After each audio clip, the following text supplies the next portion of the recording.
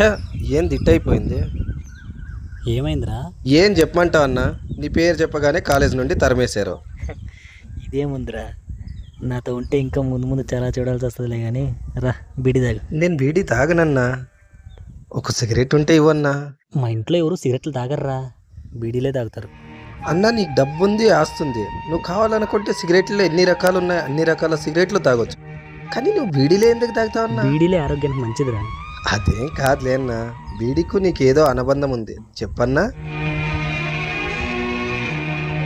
సర్లే అన్న, నువ్వు చెప్పాలనుకుంటేనే చెప్పు, లేకపోతే వద్దులే. నేను ఒక సిగరెట్ కూడా కొనుక్కోలేని పేద కుటుంబంలో పుట్టినవాడిని.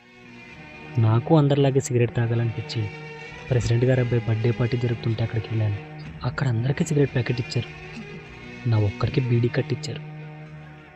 ఆ రోజు అర్థమైంది, నాలాంటి పేదవాడికి బీడీ కట్టే శాశ్వతమని.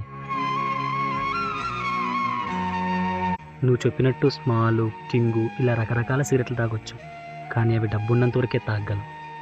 అందుకే డబ్బున్నా లేకపోయినా ఈ బీడీనే తాగాలని నిర్ణయించుకున్నాను.